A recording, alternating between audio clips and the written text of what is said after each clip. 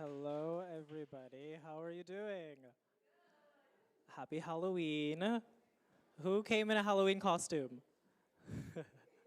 We got a couple. We got a couple. Anyone know what I am? Yes, I'm David Bowie, hence our presentation today is called Under Pressure. Uh, um, I'm a climate activist, but I'm a very unserious person. So I hope we can have some fun today. If you have questions, please just like pop up your hand and, I want to interact and engage and get into it. I'm very excited to be here at the Poster House. I've been here before to see their lovely posters and just took a tour of their new exhibit focusing on climate change posters, which I really hope you get a chance to go and visit. It's right downstairs. I don't know if you can go there now, but figure it out. And it's really great. It shows the history of posters from the 1970s to 2020, and so it's a very large scope of the modern environmental movement, and so I recommend you check those out. In today's presentation, Under Pressure, Art to Solve the Climate Crisis, I'm going to be going through a little bit of the history of my own work and specifically focusing on how different tools within the realm of art I've used to work on environmental justice and within the context of the climate movement. I think oftentimes we think about climate change in the context of these big political situations. We think about policy, we think about industry and economy and business. It is also art. There's an art to the climate crisis, and there's an art to movement building more specifically. And so I really want us to be able to think through some of those visuals, and I want to share some of my experiences and how I've crafted different visuals, be it graphics, posters, videos, etc., in order to help captivate people and bring them in and engage them in a very visible, physical way. Before I jump in, I would love a time check. What time should I go until before Q&As? 45 minutes? Okay. So like 6:30? 6:30, okay, great. Wonderful, so with that, let's get into it. So I am the founder of Justice Environment, which is a social impact consultancy that focuses on climate change and the just transition. So I have the opportunity to work with different businesses, nonprofits, governments. One of my clients is the UN, to focus on these environmental issues. What's really nice about that is I get to span a whole range of different genres within the climate movement. And one of the big commonalities between it is activism, mobilizing people, getting people out and engaged. And so I try and always focus on that, if we've been experiencing and aware of these climate issues since around the 1970s or so, although there's a larger history of it before that, in a lot of ways, as a movement, it hasn't captivated people up until the last few years, right? And for that reason, I think art is so important because there is something about it that transcends beyond just facts and figures. Like, I wish science was enough. If science was enough to have solved the climate crisis, we would have done it already. If science was enough to mobilize people, it would have happened already. Science is great, and we need science. And it is the very basis of all of our actions on climate change. But at the same time, art can go beyond that. And so I always try and use those different tools when working on different campaigns. They gave a little bit of history about me, so I will just skip this. You may know me from some things, such as these. And as you can see, and I'll talk about a lot of these different campaigns and events throughout the presentation today, but whether it's working with magazines or doing live stream events or traditional media or Instagram lives or organizing movements and protests, Instagram filters, there are so many different genres of art that can be used to engage people in the context of climate change. And, of course, posters, iconic, love a good poster. I have one poster that I have personally made that is in this presentation, but I want to just note that a lot of these are not specifically posters, so I don't want to disappoint anyone who's like specifically a poster fan, because I know there are a lot of those here. And so, yeah, let's get into some of the details about some of these things. But first, climate change is scary. Raise your hand if you agree that climate change is scary. Oh, okay. Someone raised 2 hands, love that. Raise your hand if you don't think climate change is scary. Everybody's scared of climate change? Okay, as a follow-up, I want to ask, raise your hand if you are anxious about climate change. Okay, almost everybody. Raise your hand if you do not experience climate anxiety, typically. Like 2 people. Okay, I'm curious. You're like shaking your hands. Can you tell me why? I work in the environmental justice movement and I get a lot of hope from what's going on. So I think that has reduced my anxiety. Like just seeing people working and, you know, moving. It's like, amazing. It calms me. I love that. Okay, seeing people take action makes you feel less anxious. Somebody who raised their hand as to why they feel anxious, can we hear from you about your experience with climate anxiety? You might be anxious, so maybe you don't want to volunteer. We got someone in the back.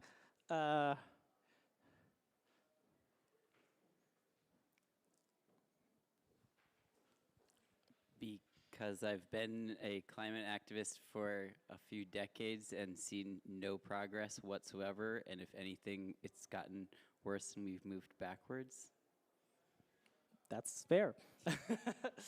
I think that there are a lot of ways and perspectives that we can look at climate change and the climate crisis. And both of the things that we just heard, from the extreme of I feel super anxious, we haven't done anything, all the way to I feel really hopeful, I see a lot of change, I think they're both very valid. They're both very valid ways to look at the same issue. And so today, I hope that you get to walk through some of those feelings and talk about how we all are experiencing that, because it is really important to think through. I think if we don't think about our emotions within the context of the climate crisis, we'll just burn out, you know, and so it's really important that we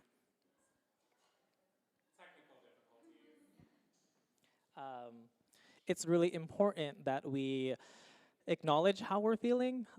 You know, I think part of the strength of the environmental movement is community, and so we're here in community with each other, and I want us all to feel free to express how we're feeling, whether it be about whatever I'm talking about or just the larger global climate crisis. Yeah? Brilliant. Okay. So, personally, I do think climate change is scary.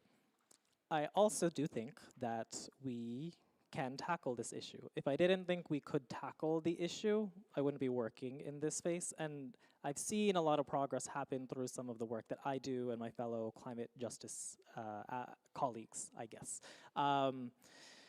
At the same time, it is hard, it is scary, it is difficult, it is actively impacting the world right now. I mean, just a couple weeks ago, we saw the skies that were orange in New York City. Anybody see that? Yeah, that was like weird. That was not how I wanted to spend that Wednesday, you know. And that is even just a side effect of the massive wildfires in Canada. And so I think it's important that we acknowledge that climate change isn't this distant future thing. We are right now living in the climate crisis, right? Like we often talk about 2030, 2050. It's 2023 right now. It's happening. It's happening all around the world. So I think it's just important for us to root ourselves and ground ourselves in that reality that it's not like, is climate change a hoax? It's like, bro, look outside, it's happening. So we're well beyond that conversation. And so, this is me back in the day. This is like little me with my like side bangs, Justin Bieber from like high school. So back in the day, I grew up on Long Island, and my high school, we created this land preserve called the Fish Thicket Land Preserve, right here, which is in Patchogue, New York, like Long Island. It's a 100-acre land preserve, and I got to work with a bunch of other students to, I guess my classmates, create an organization around it, and that organization really helped to educate people on the preserve. So ultimately what I did was I created this organization, brought out a couple dozen tour guides who I trained on a curriculum that I designed with my high school bio teacher. And then based on those tour guides, we then did tours for students all across New York. And so we brought out thousands of students from all across New York, from kindergarten all the way to high school, to learn from the preserve as a sort of living laboratory. I'm sure if you've ever been to Central Park or Prospect Park or any of our wonderful parks around here, there's such a lovely connection you can get from nature when you're there. And if you ever walk through with someone who actually knows what they're talking about, maybe from the Central Park Conservancy, or just your casual bird watching friend who likes to go out and about, it really can be transformative and serve as a big educational tool. And so that was really our goal with the preserve. And here's me, a little old me, giving a tour to a bunch of students at my high school.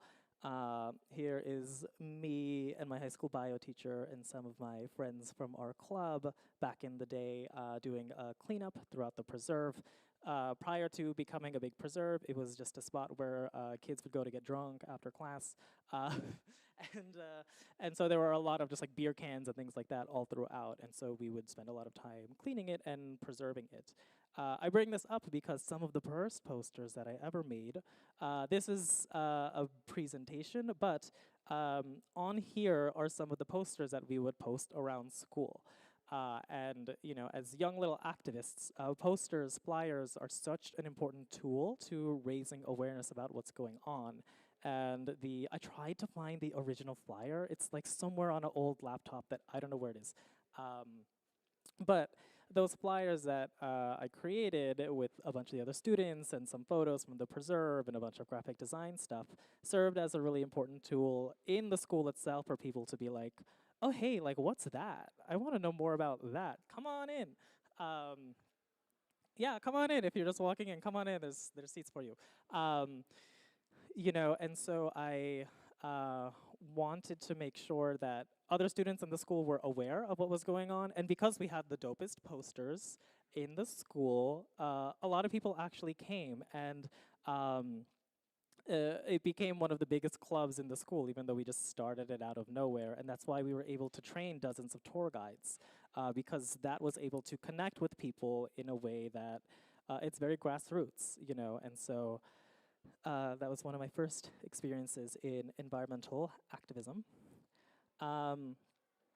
I would then graduate from high school, and I went to college. I went to Harvard, where I studied environmental science and public policy. I worked on a series of different environmental projects while I was there. I helped design Harvard's first sustainability plan, which is still the plan that the university uses to this day to reduce its emissions, water usage, waste production. By the time I graduated, we helped to reduce Harvard's emissions by 30%. So, love a good emissions reduction. Thank you. But they still have a long way to go. And also, is known to be actively investing in fossil fuels. So lots of other problems with the university. So I don't want to be like, oh, end all be all, it's the greatest institution in the world. But change can be made, and we can work on those projects on different scales. After I graduated, I moved to India, to Darjeeling, where I was working in 30 remote villages around the main city of Darjeeling. Has anyone ever heard of Darjeeling tea? Yeah, okay, lots of people. So it comes from here, specifically here. What you can see here is a bunch of women who work in the tea fields and cut the leaves for the production of the tea. So it's all sourced, produced, dried, packaged there, a real authentic Darjeeling tea. I was there not to study tea. I did drink a lot of it, but I was working with the Ashoka Trust for Research in Ecology and the Environment, which is an Indian-based NGO that focuses on different environmental projects around India. Living here in the Northeast, I saw firsthand the real impacts of the climate crisis. that, you know, these villagers are actively experiencing right now. Come on in. Welcome in. Hi. I just love the nervous look on people when they are at the back. They're like, where do I go? I think I just come in. And so, you know, so of course there's a lot of agricultural activity in the region, and a lot of these villages live and exist on subsistence agriculture. So they had to grow food to survive. And many of them didn't have access to clean water, many of them did not have electricity, and so agriculture was a pivotal part of their lifestyles. However, because of the climate crisis, which again is happening right now, and I was here 2016, 2017, because of the climate crisis, we're seeing the climate in the region change a lot. We know that climate change impacts the most extreme climates the most extremely, typically. And you don't get much more extreme than the Himalayas. And so as a result of increasing temperatures, what we're seeing is a change in the weather patterns. So the monsoon rains in this region of the world, there are annual monsoon rains, which are just like intense rainy season. Those rains are becoming even more intense during some parts of the year, leading to flooding and overwatering. And during other parts of the year, we're seeing a lot more drought.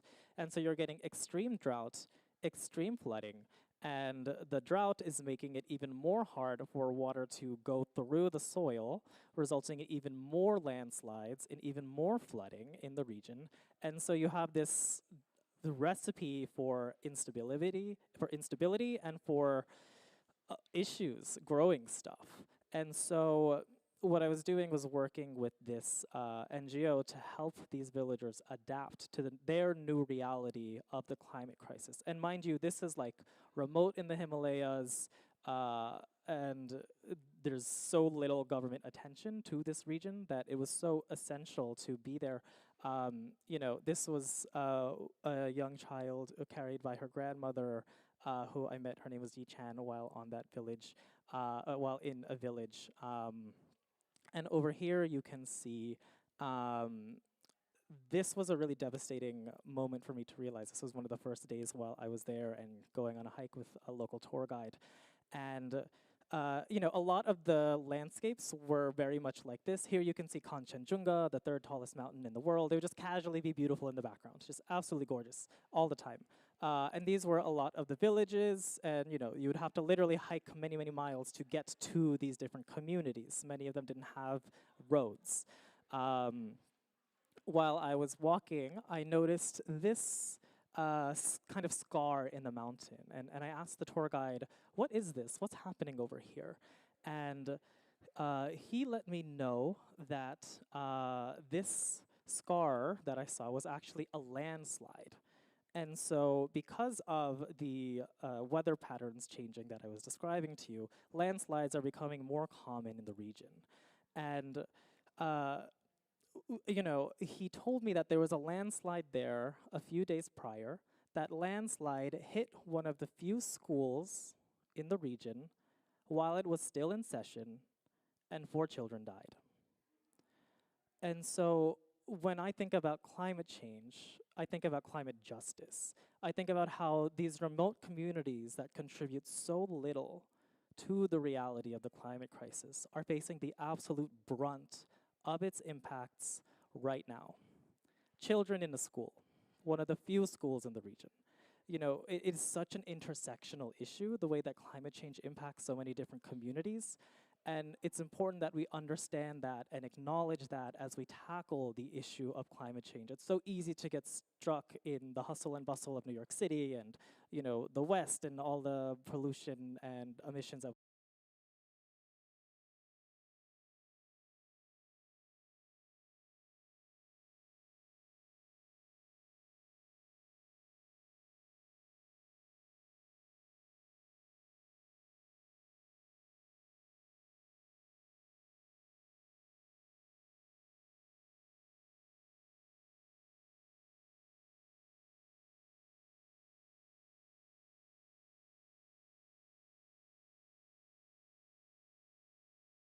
the tea, I could tell immediately, was cooked a lot faster and more efficiently on these cook stoves. And so that was really great. And If you've ever read up on tea in Darjeeling, there's like a whole history. It's as complex as champagne in France, with different levels, different taste, all depending on when you pick it throughout the year. So lots of fun to explore for your morning tea.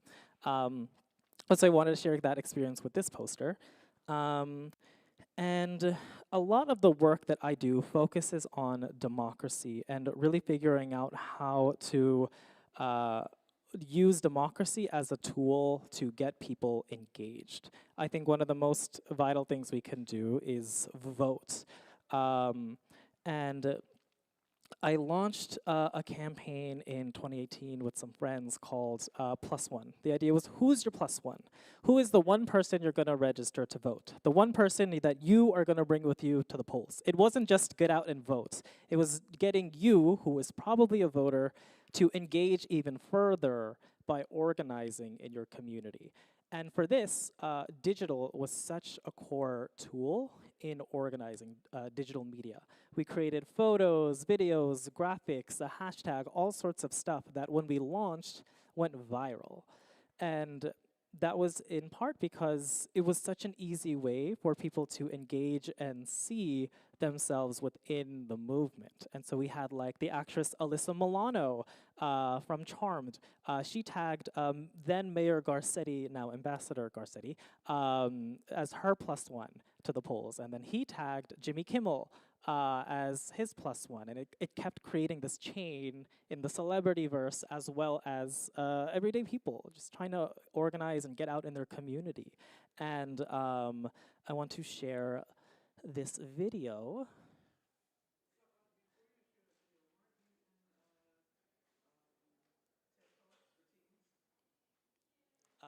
I did do a TED Talk, yes. I'm not sure how to play this because I don't see the mouse.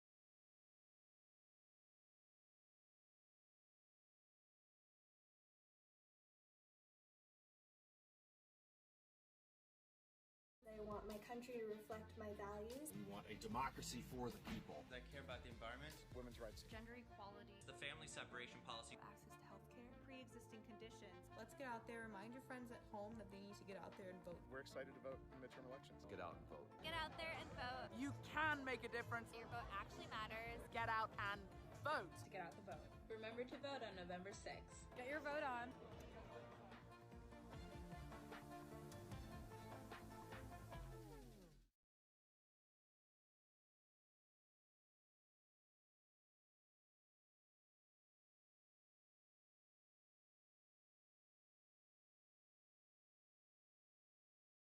Friends wanting to engage and organize. The people you saw in the video were mostly people that I knew, and just working with each other and trying to get people to activate into the space and bringing in the relevant partners, bringing in all these different places, but really using art as a medium to engage people. Here you're seeing video, but even in my opinion, the idea of a hashtag is sort of this new modern art form, this like digital tool that we've created to help organize. And so a lot of movement building that you see online, which then translates into the real world, is framed around a hashtag. So I think hashtags can serve as a really important way to organize people. The next campaign that we did was in collaboration with the Women's March, which I'm sure you have heard of, the Women's March.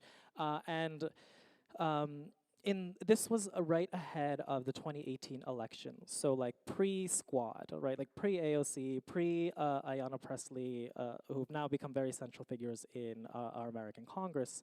But at the time, and even now, but at the time there were so many issues in patriarchy that were so blatant in our society, of women being attacked, harassed, all these different issues that we were seeing, and I felt like we were talking about these issues. We were talking about Me Too and Harvey Weinstein, but we needed to go a step further and get people to take action based on those. And to me, the core action, a unifying action that we can take, whether it's climate crisis or the women's rights movement or Black Lives Matter or whatever, is voting.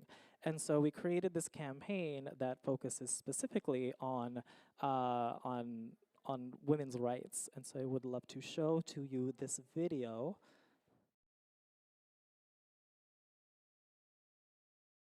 Organizers were not prepared for the number of people who actually attended. Women came together and had the most powerful movement that's going to be in history books for the end of time. In Chicago, New York, Los Angeles. Women matter. I was a Me Too. We are strong, we are brave, and we will fight. Harvey Weinstein, more than 65 women. Against O'Reilly, Roy Moore, an accused child molester. 20 cents wage gap. Just called a woman a dog. Birth control coverage. Cherry-pick people's health care. Demeaning women. Overturning Roe versus Wade. What neighborhood was it in? I don't know. Where's the house? I don't know. She's pleasing. Low IQ. Horse face. Hey, I know you're not thinking. You never do. Have you? Nevertheless, she persisted. All I ask of our brethren is that they take their feet off our necks. White male power. Saying women, you don't get a voice. And we have to say no to that. I'm done. I'm done being bullied. Reclaiming my time. I will not be silenced on this issue. That's it. We're done. No more. Folks, time's up. The new day is on the horizon. They don't even know what's coming at them. The record-breaking number of women running for office. This democracy only works when we work for it. We are going to take back the House of Representatives. Change isn't waiting any longer. We have arrived. Change is coming, and the future belongs to all of us. We will lead the way. I know what's possible. A true leader of the people. It belongs to all of us. I will uplift you in so many ways. It belongs to all of us. We have to do what democracy does. We have to show up and vote. The only way to make change in this country is to get out and vote for the change you're looking for. If we do nothing, the change is not going to come. I can't keep quiet.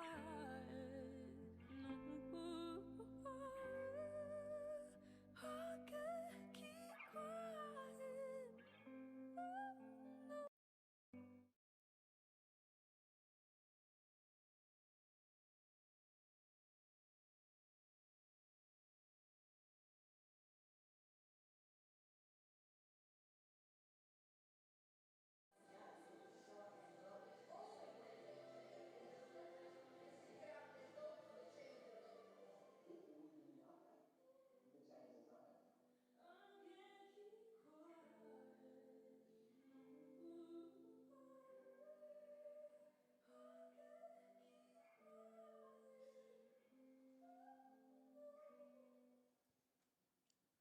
So that was the, oh, thank you. I see we have some emotional people in the audience, and I just want to give space to feel, and I know that a lot of those issues are very intense and real and personal, and I do want to acknowledge that.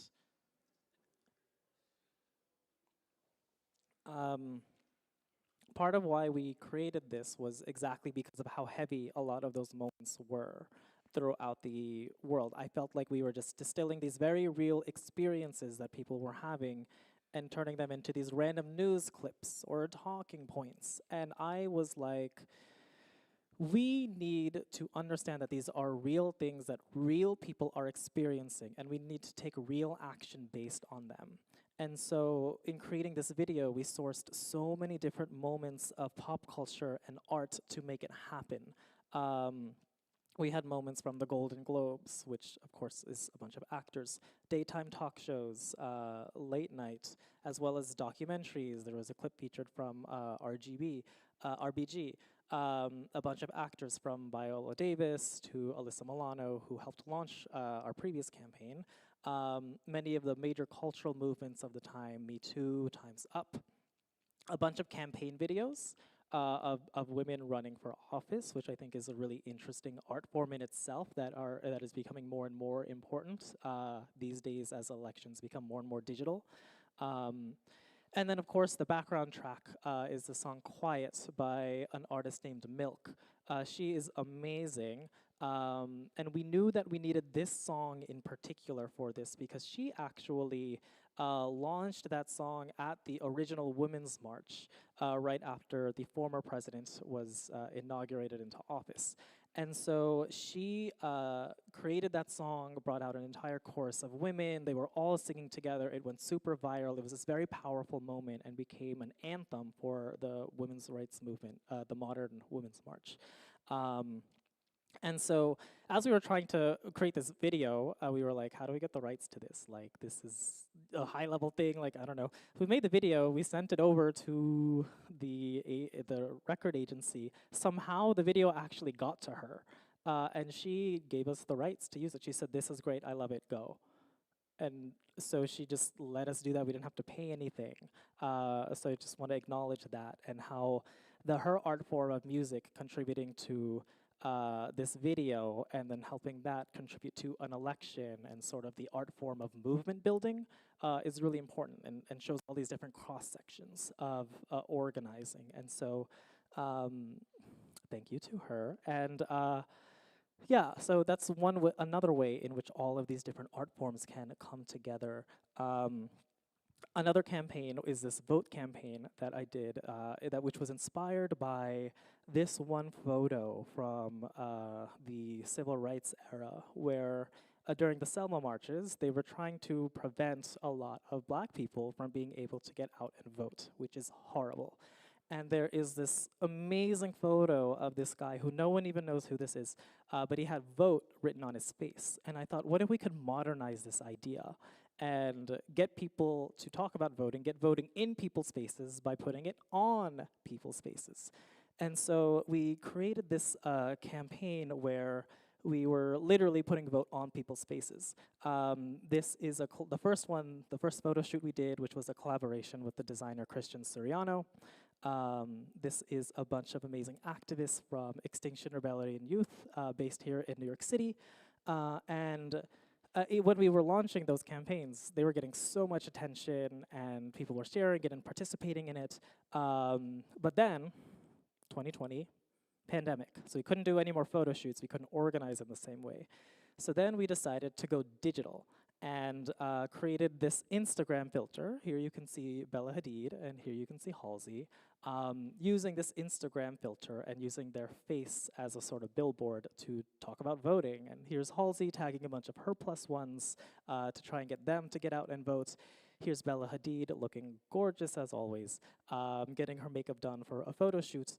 And here is a girl, her name is Lauren. I didn't know her at the time. She had just seen the campaign online. I now know her. She's an amazing environmental activist who did a TikTok on voting and literally used like face paint to do it like a sort of makeup tutorial thing. And it got a ton of attention. So really love seeing how these different ways can engage people. And this Instagram filter has been on over 300,000 faces. So really showing the way that these different tools we have can actively engage people and the need for us to create those tools. We can't just assume and be like, oh, clicktivism, young people don't care about voting. You know, I feel like I hear stuff like that all the time, and it's like, well, did you make it approachable? Did you make it real? Did you make a way people can actually engage in this? And in this instance, we did. I also want to note that this face paint are these like face paint markers, which is the same ones that I used for this look today. Thank you. Reduce, reuse, recycle, as some say. And so I see that you have your hand up. We're going to get to Q&A in just a little bit because I just want to rapidly go through a couple slides. Raise your hand if you're registered to vote. Okay, mostly everybody. Raise your hand if you're not registered to vote. Okay, and is that because you're not from here? Okay. If anybody is here and are not registered to vote, and all of this did not convince you to register to vote, one, that's rude. But if it did convince you to register to vote, I suggest you go to vote.org right now. It'll take you less than 2 minutes. I can walk you through the process after as well, because we love to see people getting out and voting. And also, I want to acknowledge that here in New York State, we have an election coming up on November 7th, which is what? There's an election this year? There's an election every year. And these elections are local, so it's even more important to get out and vote because turnout is so low. You don't see national attention being given to these local candidates, and so a lot fewer people turn out and vote. And so your vote actually proportionally counts a lot more and really impacts everything in New York City, from transportation to water to, I mean, literally how your money gets used for education and healthcare and all that stuff here. So super important that you get out and vote. Election day is November 7th. Early voting starts 10 days prior. So many opportunities for you to vote and engage. I will be voting with an absentee ballot. I just signed up for it like yesterday, so very excited. Thank you. And so there are so many other campaigns that I've done that I just want to quickly touch on so we can get to a Q&A. This was a big live stream I did called Earth Day Live that reached over 250 million people. And we had everyone from AOC to Jane Fonda and Stacey Abrams, all these amazing people in conversation with climate activists and talking about these major issues. And it was a 3-day-long live stream. Each day had a different stream. It was strike, divest, and vote. So sort of political, economic, or social, economic, and political. And I hosted the day on voting, so I got to converse with homegirl AOC herself, and that was a lot of fun. But it's another way, sort of live streaming, hi to everybody at home watching, that we can further engage people in these different movements and on the issue of climate change. And this was actually the 50th anniversary of Earth Day in 2020, which is exactly where the exhibit here at the Poster House leaves off. So kind of a fun toss over to some of the more modern organizing that we did. And there were no, in the exhibit you'll see there are a lot of posters from Earth Day. We would have had some, but we were in a pandemic. And so postering, flyering, stuff like that was not the mode of getting attention. It had to be online, it had to be digital. And for that reason, it was great because we were able to engage with people from all around the world, as well as get a lot more young people involved, which the modern climate movement, as I'm sure you know, is so driven by youthful energy. Ooh. This was one of my favorite campaigns, V Magazine. I did a takeover of V Magazine, and we've done this. The first one was in 2020. We had a bunch of amazing people from Mariah Carey, Jennifer Lawrence, Taylor Swift in this voting campaign. That went super viral. We've since done new editions of it in the 2021 Georgia Senate runoff. So you can see here is John Legend, incredible indigenous model, Quanah Chasing Horse. For the 2022 midterm elections, we did a Register to Vote campaign. Here's Channing Tatum and Scarlett Johansson. And then for the main Get Out the Vote campaign, we had America Ferrera, Tarana Burke, who's the founder of Me Too, who I was very excited to speak with, as you saw from the other video we created, because she was so instrumental in that work. And there are many other people that we had in these campaigns, and this is like a physical print magazine, so another art form, and we got to collaborate with the most incredible photographers, Inez and Vanud, who, if you work in art or fashion or photography, they're just like peak. So it was such a dream to have been able to work with them and to continue to work with them on impactful visual campaigns like this. Do we have any Swifties in the house? Any, we have one in the front. Okay, any other, no other Swifties? Oh, that's, okay, we got, what's your favorite Taylor Swift song? Look What You Made Me Do. Look What You Made Me Do. Okay, I'll show you. So when Taylor Swift came out with the magazine cover, she also tweeted it with an endorsement of now President, then candidate Joe Biden, and then candidate Kamala Harris. And that was huge because obviously, if you've seen what Taylor Swift has done for the NFL right now, she previously did for Democracy, you know, Democracy, Taylor's version. In 2020, Joe Biden was tweeting it, Kamala was tweeting it. It was this huge thing that really took over every sort of media outlet, and it was such a fun campaign to do because obviously she's such a major cultural force. and for her to come out and talk about this was really powerful. And even election day is right around the corner. Are you ready for it? I love to see Joe Biden quoting Taylor Swift lyrics. Fantastic. Another art form that is going digital and bringing photography into magazine, into digital, back to music, and really engaging in art in all these different ways. And so there's a starman waiting in the sky. That's a David Bowie reference if you don't know his music that well. So I want to ask that after seeing that, do you feel more or do you feel more hopeful than you did initially coming in? Raise your hand if yes. Okay, and raise your hand if you're still like, we're fucked. Okay, and raise your hand if you're like evaluating your feelings. Okay, yeah. So, there are so many different ways to organize, and obviously you've seen a lot of the climate strikes that are happening these days. These are a bunch of the ones that I have been a part of, including most recently the March to End Fossil Fuels. And I want to be clear in saying that one of the most important ways to address the climate crisis is to address our fossil fuel crisis and our reliance on these dirty, polluting forms of energy that are actively awful in so many ways, from air pollution to causing the literal climate crisis itself. So the March to End Fossil Fuels was very directly intended to talk about this. It happened just 1 month ago during Climate Week here in New York City. And essentially, we had expected maybe 10,000 people to show up to the March to End Fossil Fuels. And instead, we had 75,000 people take to the streets to march and protest with us. So we love to see that type of energy and how all of these different posters and flyers and different materials really come together to create these different ways of communicating climate change and climate science into different ways to engage different audiences.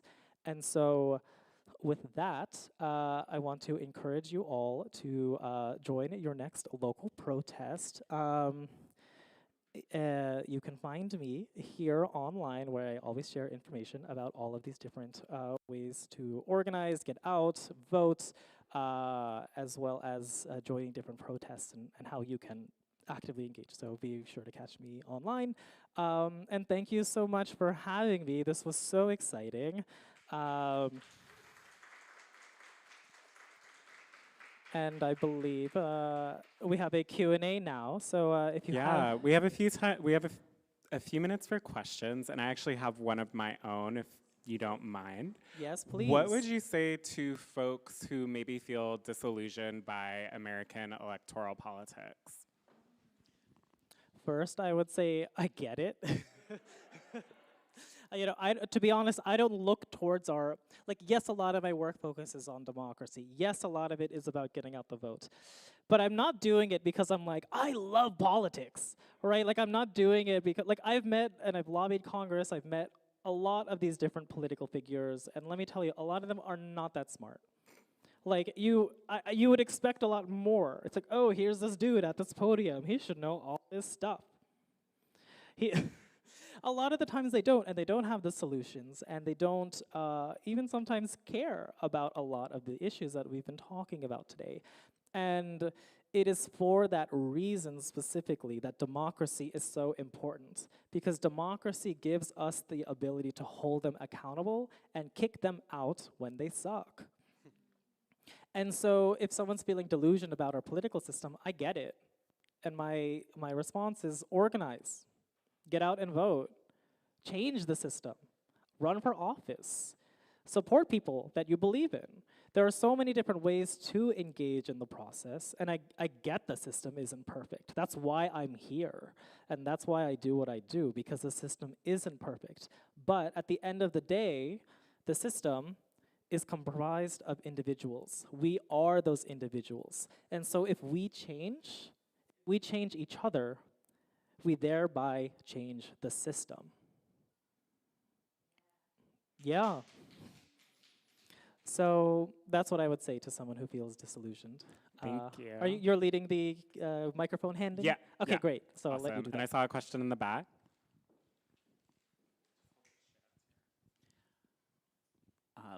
since we're in Poster House, I just wanted to ask about your logo for your company, your organization. Who designed it and what was the inspiration for it? Yeah, the logo for Justice Environment is very much designed around the Justice League.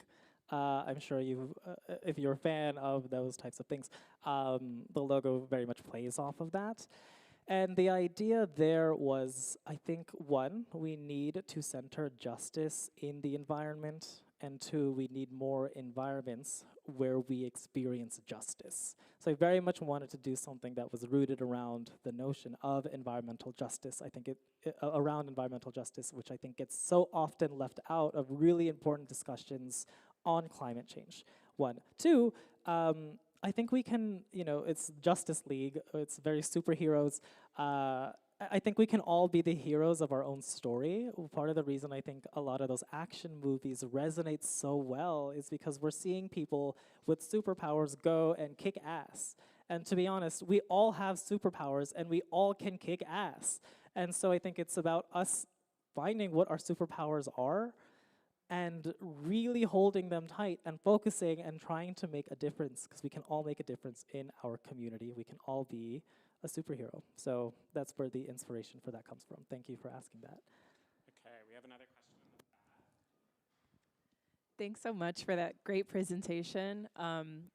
I recently read a book which just became a movie. It's called How to Blow Up a Pipeline. And I'm wondering if you've read the book or seen the film or have done any work with kind of more militant climate movements or people kind of thinking along those more radical lines.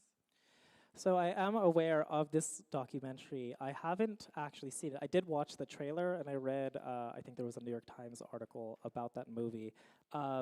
What I'll say is that I think that people are getting more and more desperate around climate change. The further we go into the climate crisis, the more intense we are experiencing all of these impacts all around the globe. People are going to become desperate, and people are becoming desperate.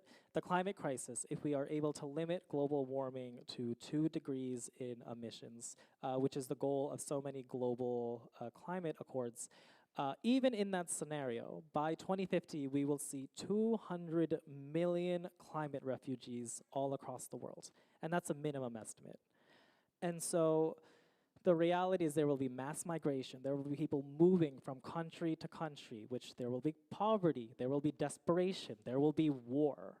And so the climate crisis is one about all of these justice issues, and there are going to be many wars if we don't tackle the climate crisis right now, focusing on all these different environmental issues, people facing starvation, we already are seeing droughts, we're already seeing floods, we're already seeing mass migration. That on a bigger multi-100 million global scale, people whose lands right now are uninhabitable. And we've seen even the Syrian refugee crisis, which there are studies out that show that the refugee crisis was exacerbated as a result of climate change, which caused the region to be more arid, which caused people to struggle to grow their food, kind of looping back to the agricultural situation we were talking before, about forcing people to then move from their villages, which was then igniting different ethnic tensions, which then you got a giant war. And even from the scale of like thousands of refugees out of Syria going into Europe, we saw massive hate, we saw a rise in Islamophobia, we saw just a global struggle to be able to deal with a refugee crisis on that scale, which is awful. We need to do better. And as we're nose first going into the future, we need to further think about how we utilize our resources and the wars that will be fought in the future over water and food and land as a result of our negligence right now from the climate crisis. Okay, I think we have time for a couple more questions. Hi there. Hi.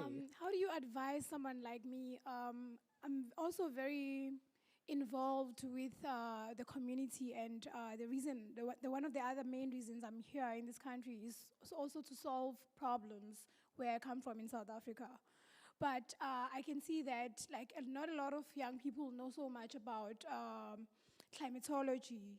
They have no clue about the global crisis that we are facing, most of them. And that is due to lack of, I would say, advocacy And also, we lack a lot of resources, unlike people here. Like, so how do you advise someone like me who wants to make a difference within their environment or in their country, like to bring awareness to our young people and in general, like, you know, how do I then, how would you advise me to like get funding, like, or resources to start the work? Yeah, basically.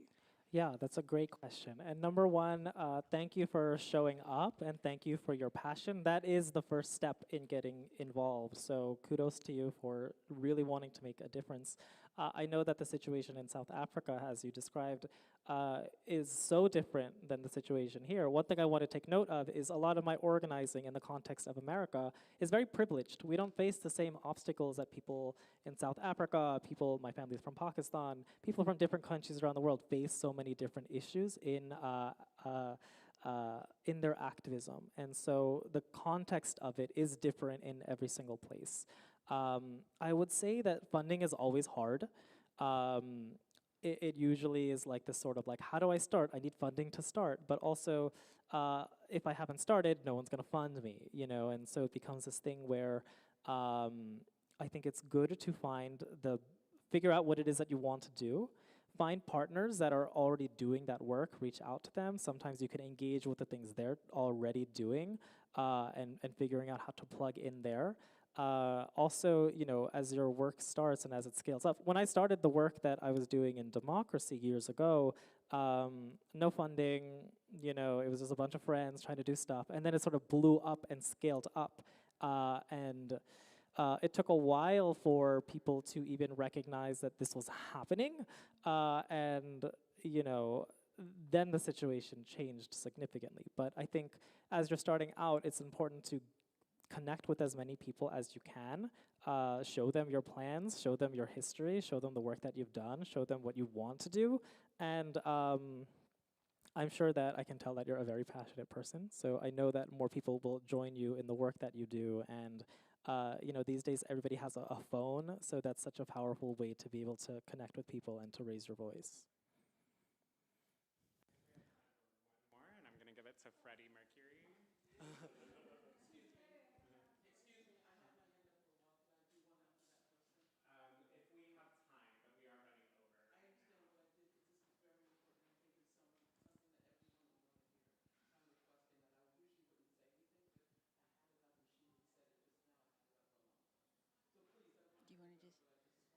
So we have time for one more question.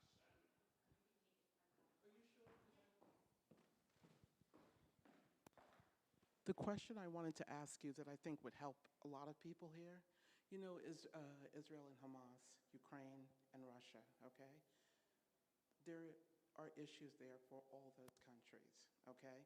And it's something that from what you're sharing and what she just shared that we could all learn from and from what you've done, what could we do given what's going on in these wars and things like that? Saad, what could we do to make a difference as a group here that our voices could support other voices moving forward? Because there's going to be a climate issue there. What could we do? Where could we start? How could we do anything to get started? Yeah, that's a great question. And I want to acknowledge the tenseness of the political situation right now in the Middle East. I know that it's very personal and very intense for so many different people and is exacerbating a whole new wave of Islamophobia and anti-Semitism here, in addition to the physical human cost that we're seeing in these wars over there. One thing that I also want to note is war is such a climate-intensive thing. The US military is one of the largest polluters in the world alone. And so we need to understand how these wars are one, making a lot of people's lives worse on just the immediate term, but on the longer term are also having impacts on the global climate crisis. And so it's for that reason that a lot of my work focuses on voting and mobilizing that type of advocacy, because I think the people that we elect ultimately are the ones who make those decisions. They're the ones who set out the budgets. They're the ones who are militarizing the world again and again. And if you don't like that, you can vote against them. And if you don't like that and you have better ideas, you can run for office and you can support people who are also running for office. So I think it's really important to understand how all these different issues are linked and know that we still have a voice in all of these. And I know that the conversation is all over the internet and everyone's sort of fighting and all that, but even still raising your voice is a really important way. I think at the end of the day, peace is the best solution. But peace upholding the current system when the current system upholds so much fossil fuel usage and so many injustices in itself doesn't solve the problem. And so, yes, we need peace. We also need to change a lot of these systems as we go forward. So thank you for bringing up that really important issue. And thank you all for having me today here at Poster House. Happy Halloween! Awesome. Saad, thank you so much for a brilliant presentation. This was wonderful. We tried to warn you, environmental crisis posters from